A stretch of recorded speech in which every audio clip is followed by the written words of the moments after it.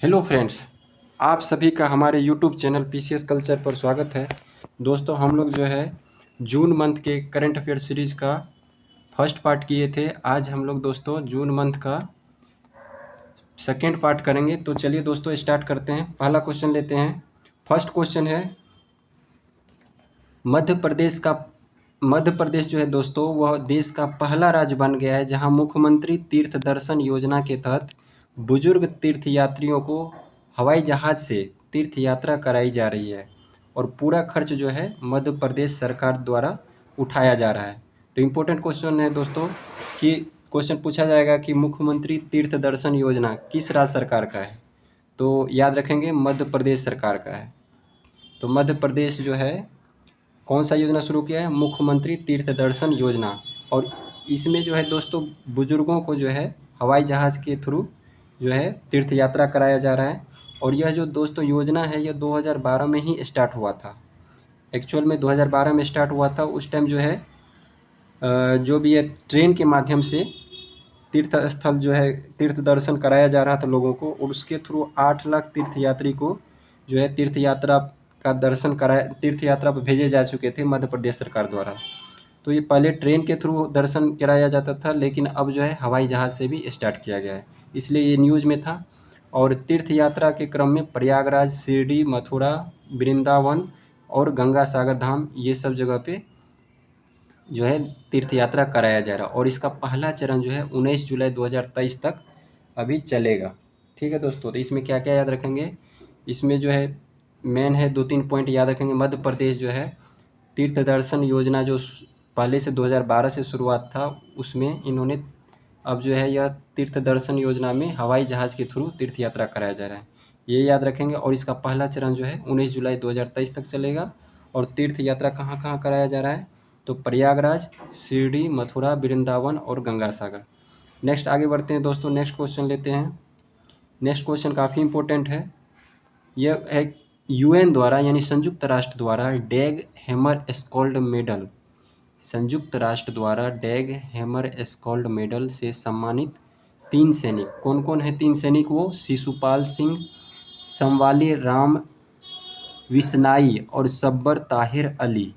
ये तीनों जो है दोस्तों 3 सैनिक हैं जिनको कि हैमर स्केल्ड मेडल जो है से सम्मानित किया गया है। किसके द्वारा? संयुक्त राष्ट्र के द्वारा। तो इम्पोर्टेंट हो जाता है कि संयुक्त राष्ट्र के द्वारा डैग हैमर स्कॉल्ड मेडल जो है से सम्मानित 3 जो सैनिक को सम्मानित किया उसका नाम है, एक तो याद रखेंगे शिशुपाल सिंह है, दूसरा है संवाली राम विश्नाई और तीसरा है सब्बर ताहिर अली। नेक्स्ट क्वेश्चन लेते हैं दोस्तों, आगे बढ़ते हैं। नेक्स्ट क्वेश्चन है, ये भी इम्पोर्टेंट है कि पीएम मोदी ने जापान के हिरोशिमा में महात्मा गांधी जी का आबक्ष प्रतिमा का अनावरण किया। प्रतिमा की प्रस्तुति जो है 19 से 21 मई 2023 तक G7 शिखर सम्मेलन में पीएम की यात्रा के दौरान हुई। दोस्तों एक्चुअल में हुआ क्या? G7 शिखर सम्मेलन अभी हिरोशिमा जापान में 2023 का G7 शिखर सम्मेलन आयोजन हुआ, जिसमें एक्चुअल में G7 में तो भारत शामिल है नहीं, तो जापान ने इसमें गेस्ट के रूप में इंडिया को आमंत्रित किया था।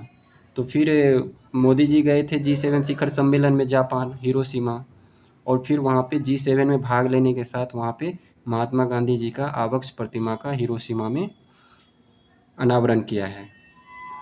नेक्स्ट क्वेश्चन है दोस्तों, असम के मुख्यमंत्री ने कहा है कि इस साल के अंत तक राज्य से अफस्पा कानून हट जाएगा। तो कहाँ पे अफस्पा कानून हटने का जो है बात चल रहा है? असम में।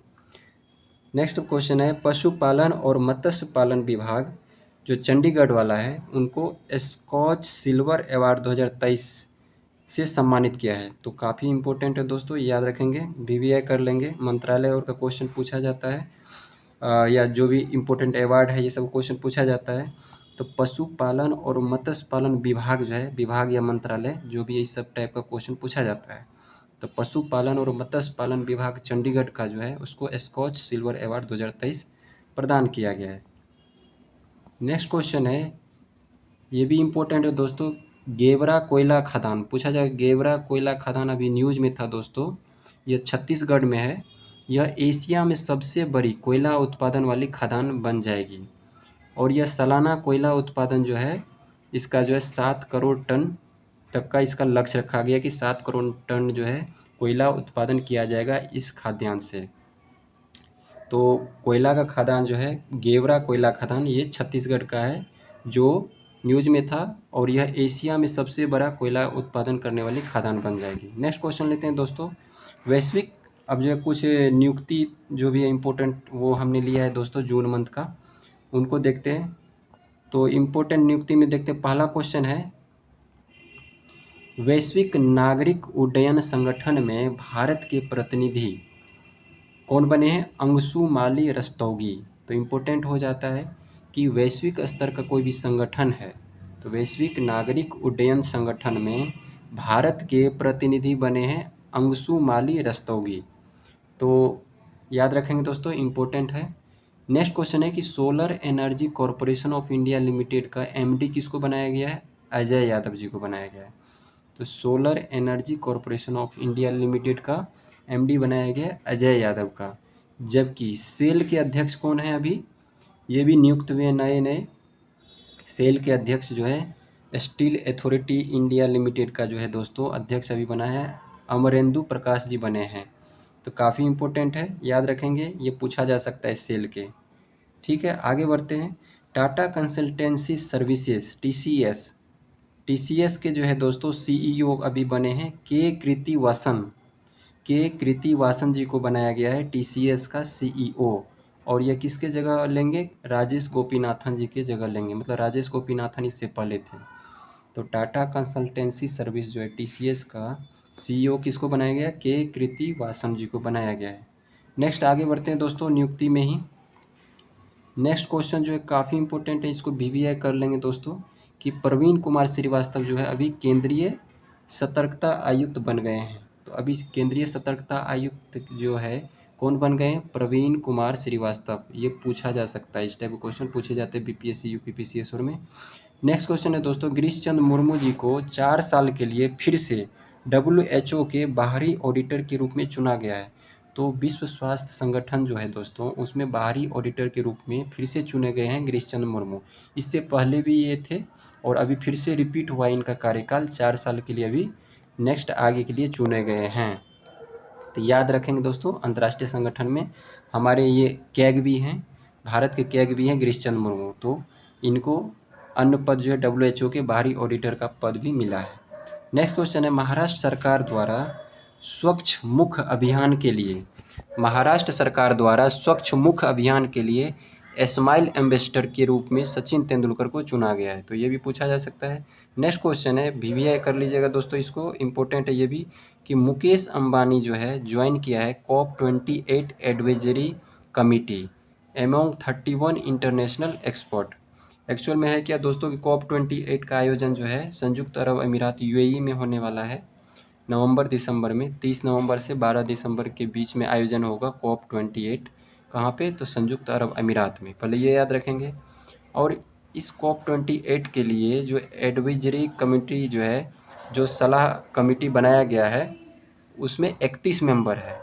उस 31 मेंबर में भारत की तरफ से मुकेश अंबानी जी को शामिल किया गया है। तो इंडिया के लिए गर्व की बात है, इम्पोर्टेंट हो जाता है। नेक्स्ट आगे बढ़ते हैं। नेक्स्ट क्वेश्चन है दोस्तों कि हिमाचल प्रदेश हाईकोर्ट के मुख्य न्यायाधीश किसको बनाया गया है? तो MS रामचंद्र राव को। तो नए नए जो हाईकोर्ट और के जो भी न्यायाधीश और बनते मुख्य न्यायाधीश और ये पूछा जाता है, तो याद रखेंगे दोस्तों, हिमाचल प्रदेश हाईकोर्ट के मुख्य न्यायाधीश किसको बनाया गया है? MS Ramchandra Rao. Next question है दोस्तों, लाटविया जो ये है दोस्तों बाल्टिक जो कंट्री है, एस्टोनिया, लाटविया और लिथुआनिया, उसी में से एक यह कंट्री है, देश है लाटविया के नए राष्ट्रपति बने हैं एडगर्स रिकेनविक्स। तो लाटविया के नए राष्ट्रपति कौन बन गए? रिकेनविक्स जी बन गए हैं, याद रखेंगे। नेक्स्ट क्वेश्चन है दोस्तों, कंबोडिया के राजा नोरोडोम सिहामोनी भारत की अपनी पहली राजकीय यात्रा पर हैं और यह 29 से 31 मई के बीच में यात्रा पर थे। तो ये इम्पोर्टेंट हो जाता है, जो भी दूसरे देश के राजा या राष्ट्राध्यक्ष जो है भारत आए थे तो इम्पोर्टेंट हो जाता है। तो कंबोडिया के राजा जो है नोरोडोम सिहामोनी भारत की यात्रा पे अभी थे और यह इनका पहला यात्रा है। तो याद रखेंगे। तो कंबोडिया के राजा कौन है? Norodom Sihamoni.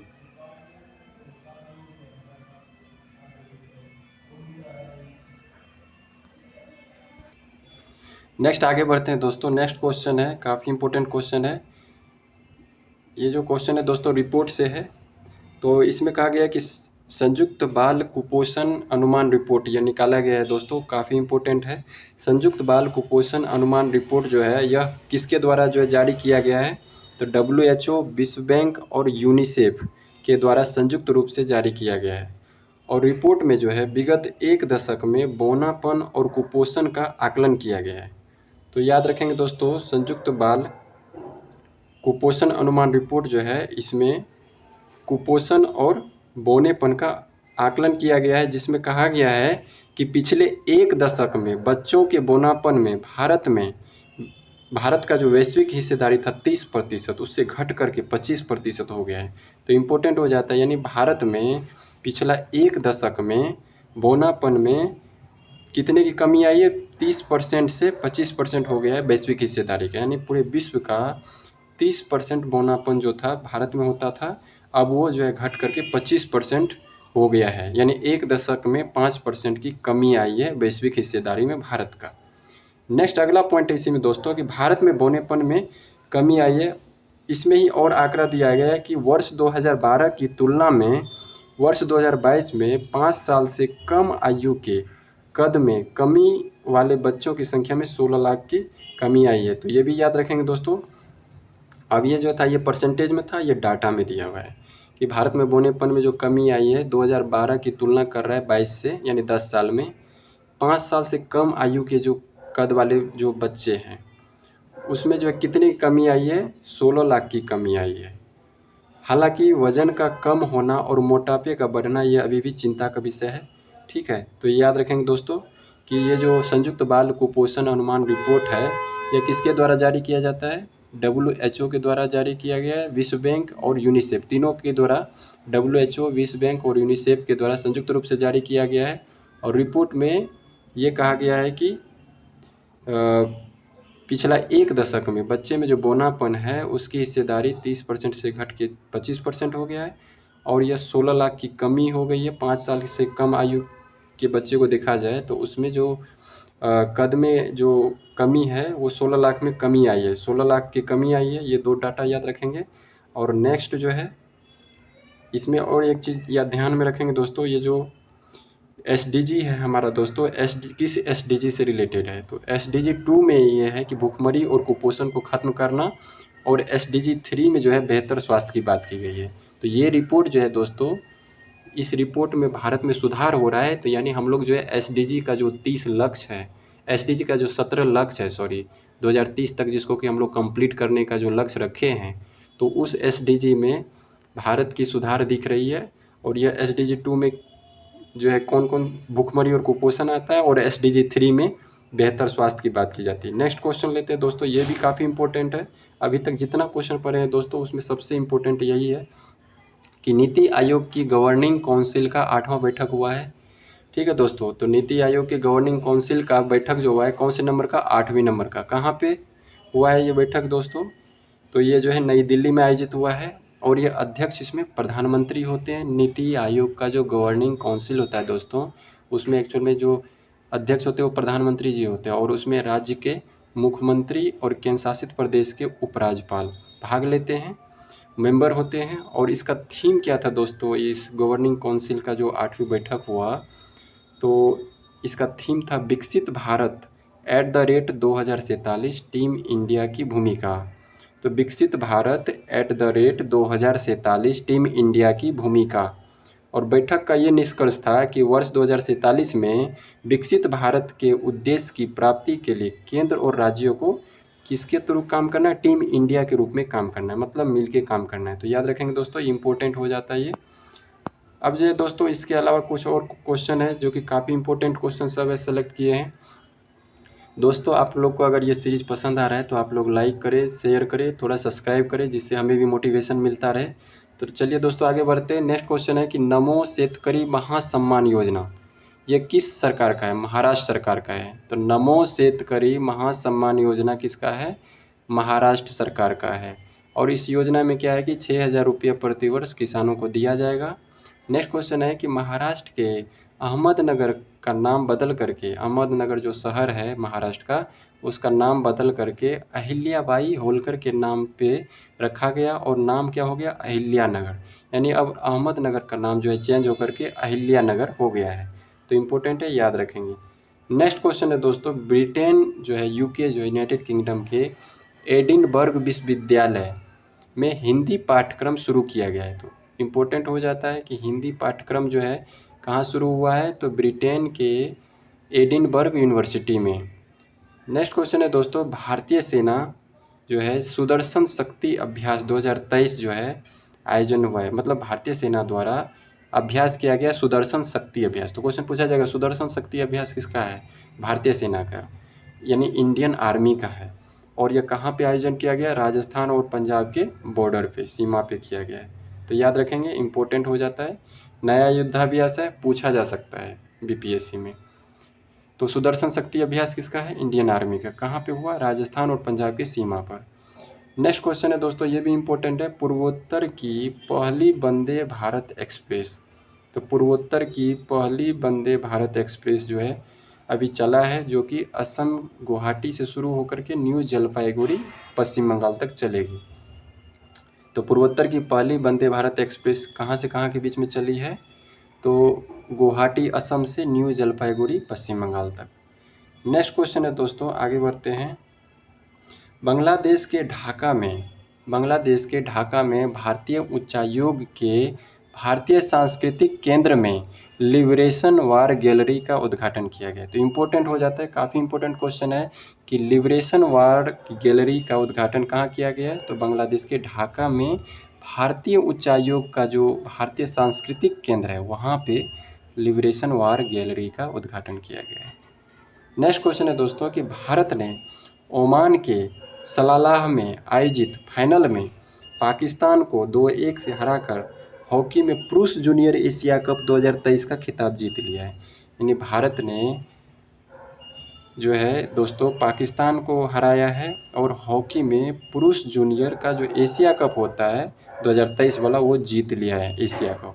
यानी भारत ने क्या किया है दोस्तों कि पुरुष जूनियर एशिया कप जो है हॉकी का जीत लिया है और यह आयोजन हुआ था ओमान के सलालाह में। नेक्स्ट क्वेश्चन आगे बढ़ते हैं दोस्तों। नेक्स्ट क्वेश्चन है कि अर्जेंटीना के सेलेस्टे सावलो को विश्व मौसम विज्ञान संगठन की पहली महिला महासचिव नियुक्त किया गया। तो ये भी वीवीआई क्वेश्चन है दोस्तों, याद रखेंगे।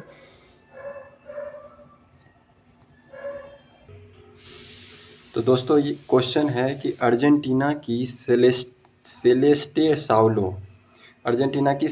सावलो को विश्व मौसम विज्ञान संगठन जो वर्ल्ड मेट्रोलॉजिकल ऑर्गेनाइजेशन का है पहली महिला महासचिव नियुक्त किया गया। तो इम्पोर्टेंट हो जाता है क्योंकि जो पहली महिला महासचिव बनी है तो पहला जो क्वेश्चन होता है दोस्तों इस टाइप का नियुक्ति पूछा जाता है और यह जो है ऑर्गेनाइजेशन है वर्ल्ड स्तरीय ऑर्गेनाइजेशन है। तो विश्व मौसम विज्ञान संगठन का पहली महिला महासचिव कौन बन गया है? तो अर्जेंटीना की सेलेस्टे सावलो।